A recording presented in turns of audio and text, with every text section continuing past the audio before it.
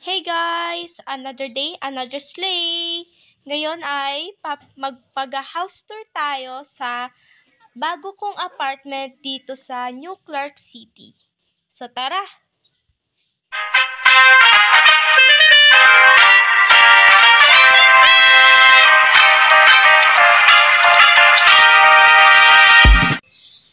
Magsimula tayo sa labas. So dito nyo makikita yung mga package, trash can, yung labas ng aircon, and syempre yung safety natin. And ito yung plate number ko, which is 07. Mailbox ko, yung mga halaman ko dito sa labas. So, ganyan siya sa labas, guys. Ganyan. So, ito pala yung doorbell. Yeah, may doorbell din tayo. So, tara, pasok na tayo sa loob. So, pagpasok nyo sa loob, makikita nyo agad yung kitchen. Actually, yung kitchen natin is maliit lang. And para sa atin lang naman din. So, okay na to siguro. Okay na din siya. So, makikita nyo may aircon pagpasok ng bahay. And may CCTV. May CCTV, of course. And so, tour ko kayo sa kitchen. So, dito ay may counter, food and flowers. Dito yung ref ko, yung rice, yung inventory ko, which is yung mga food. Balik natin. Then, yung mga gamit ko. Sink, and everything na nasa kitchen.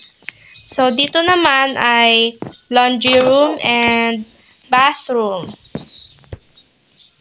So, ito yung vacuum ko, which is na panglinis. And ito yung laundry ng paglalagyan ng mga maduduming damit. And ito yung washing machine natin. Yung mga nakasampay na damit natin. And yung bathroom. Yung shower, yung toilet, and yung sink. The rest, yung inventory, guys. Yung mga damit ko for school and water bottle para sa pagmumog. Ito yung pang-anohan natin ng panghugas ng pangpatuyo ng kamay. Yeah. So, let's proceed na sa living room. So, yeah. As you can see, pagpasok nyo dito ay may mga halaman, and this is my skincare, guys. Diyan siya nakalagay kasi wala nang storage dun sa mismong room ko. Bookshelf, plants, and this is my dog, Tofu. And may chest area dito, so pwede maglaro if may bisita ako. Ito na yung main living room. May painting, may electric guitar, may TV, and else na makikita nyo sa living room. This is my room, which is my comfort place.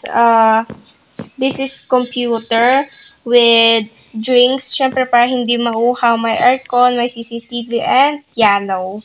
So, this is the main na natutulog ako. Ito yung room ko. Medyo maliit lang siya pero okay naman na siya sa akin. So, this is the bedroom. The inventory of my notebooks and else. And that's all. That's all, guys. Oh, wait. I forgot yung balcony. Yeah, this is the fresh balcony. As you can see, maganda ang view. And ito yung sitting area, which is chilling area na din for us. For me and for the others. It's my piscina. So, let's proceed tayo kay Hana, which is yung kaibigan ko. So, nasa taas lang naman siya. So, katukin na natin siya. Ding dong! Oh, hi! Pasok ka. Hi, Hana. Nandito pala ako para mag-home tour dito sa apartment mo. Pwede ba yon? Oo naman. Sige. Sige. Susundan na lang kita. Okay. So, dito muna yung sala. Ayan. Mayroon siyang aircon and two na fancy lights. And dito naman ako natutulog. Ito yan. Tsaka ito yung aking inventory.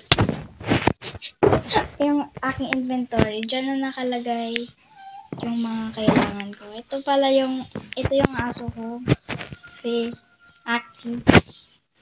Tsaka dito yung study desk ko. Natanggalan siya ng ilaw. Kaya meron na lang dyan.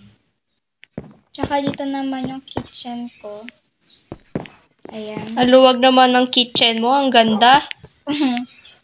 Meron ditong ref. Ito yung mga cabinet. Ito yung mga utensil. Saka yung iba pa. Okay.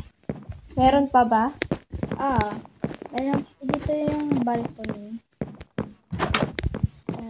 Meron pa din dyan. Dito. Wala kapag mahangin.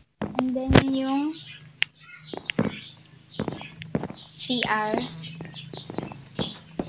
Yan. Medyo malaki siya pero kulang yung mga gamit niya. Pero dadagdagan ko pa yan soon. Yan. Dito yung shower. Dito yung sink. Toothbrush. Dito yung toilet. Tsaka dito yung mga damit. Tsaka yung washing machine. Ang ganda naman ng bahay mo. Ang luwag. Sino ba ang kasama mo dito? Wala. Ikaw lang? Oo. Wala ba yung mga kapatid mo dito? Ako lang yan. Tsaka dito naman yung sa labas. Oh. Dito yung mga flower, doorbell, tsaka mailbox. Ito yung number ko. Apartment number. Tsaka yung aking name. Yun lang ba? Ang Oo. ganda naman ng apartment mo. Sige, yun lang. Oo. So, yun lang, guys. Bye-bye. Bye-bye.